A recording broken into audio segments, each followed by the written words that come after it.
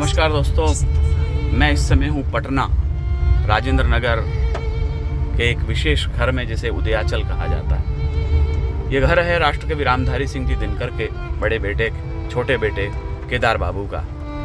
केदार बाबू दिनकर जी की तरह ही एक समर्थ साहित्यकार और कवि थे। संयोग देखें कि आज दिनकर जयंती है और आज उनका शरीर पंचतत्व में विलीन हो रहा है। कल सायंकाल सुबह 9:15 बजे उनका निधन दिल्ली के एक बड़े अस्पताल में हो गया।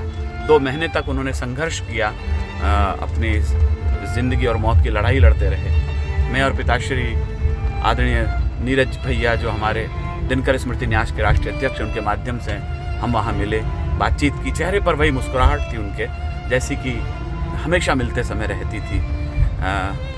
और वो चाहते थे कि तिलक पर लिखा हुआ जो महाकाव्य है पिताजी का, उसके कुछ अंश सुने। वो उन्होंने सुने। चाची जी उनकी सेवा में दिन रात लगी रही थी। आज जब मैं यहाँ आया सुबह और उनका पार्थिव शरीर मेरे सामने ही एम्बुलेंस से उतारा गया, मेरे साथ नीरज भैया थे और हम सब लोग थे, लगा ही नहीं ये वही घर है जहाँ कुछ साल पहले मैं उनसे मुलाकातें करता रहा था। वो बाहर उस तख्त पर बैठे रहते थे मुस्कुराते हुए चेयर के ऊपर, चाची जी पास में बैठी रहती थी, चाय बना के लाती थी। आज वही घर अलग संवेदनाओं के साथ था। उसी मुस्कुराहट वाले चेहरे को आज हमने एक सफ़ेद वस्त्र में लिपटा देखा और उसे हम अपने हाथों से ऊपर तक ले गए। वहाँ उसी तख्त पर उन्हें लिटाया जहाँ वो सामान्यतः बैठे रहा करते थे। चाची जी की मनस्थिति मैं समझ सकता हूँ। जैसे ही मुझे देखा तो काफ़ी भावुक हो गई, एकदम गले लग के रोने लगी।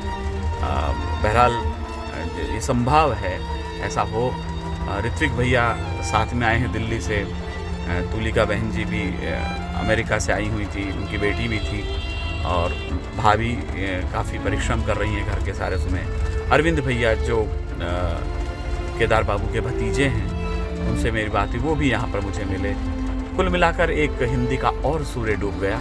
इस नाम उदयाचल है, लेकिन आज वहाँ हिंदी का एक और सूर्य डूबा दिनकर जी के छोटे पुत्र के रूप में।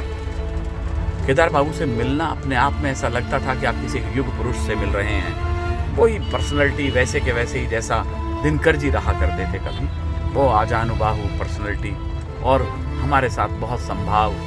कई बार नालंदा में, बिहार शरीफ में हमने उनके साथ काव्य पाठ किया। ये सौभाग्य हमारा रहा। दिनकर जी का परिवार मुझे बेटे की तरह मानता है, ये मेरे लिए सौभाग्य का विषय है। लेकिन आज मैं विनत अश्रुपूर्ण उन्हें श्रद्धांजलि ही अर्पित कर सकता हूँ। ऐसे युग पुरुष बहुत सदियों में आते हैं। मैं अपनी भावभीनी श्रद्धांजलि आदरणीय केदार बाबू को निवेदित कर रहा हूँ।